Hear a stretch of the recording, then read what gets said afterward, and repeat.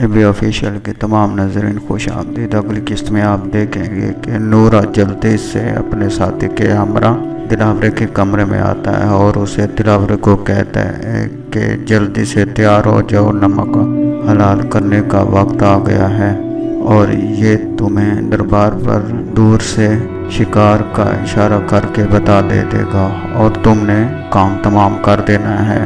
دوسری طرف دربار کا سائن مزاور بڑا فرحات سے کہتا ہے کہ دامن چھڑانے کا وقت آ گیا۔ فرحات پوچھتا ہے کیا کوئی جدائی کا وقت آ گیا ہے؟ سائن کہتا ہے کہ تم جدائی سے ڈرتے ہو؟ فرحات مسکراتے ہوئے کہتا ہے کہ نہیں، میں نہیں ڈرتا۔ کہتا ہے کہ ایسے لگتا ہے کہ وصل کا وقت آ گیا ہے۔ کہتا ہے کہ اگر وصل کا وقت نہ آیا تو ایسے لگتا ہے کہ خوشی سے مر جاؤں گا۔ فرحات کو پہلی دفعہ ماہی سے ملنے کا وہ منظر یاد آتا ہے۔ دربار پر عرس کا میلہ شروع ہو جاتا ہے۔ دونوں ساتھی دلاورہ اور اس کا ساتھی بھی مزار پر آ جاتے ہیں۔ مٹھائیاں تقسیم کر بھنگڑے شروع ہوتے ہیں۔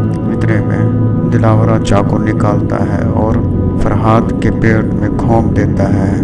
جیسے ہی چاقو فرحات کے پیٹ میں لگتا ہے، دوسری طرف ماہی جاگ جاتی ہے۔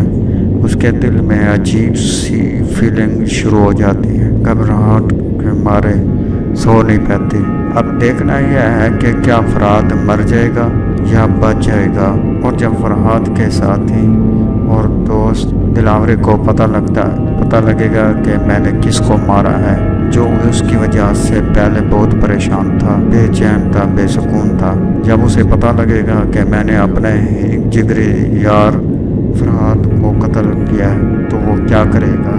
ناظرین، اگلی قسط بہت ہی انٹرسٹنگ ہوگی، دیکھتے رہیے ہمارا یوٹیوب چینل۔ ملتے ہیں اگلے ایپیسوڈ میں، تب تک کے لیے اللہ حافظ۔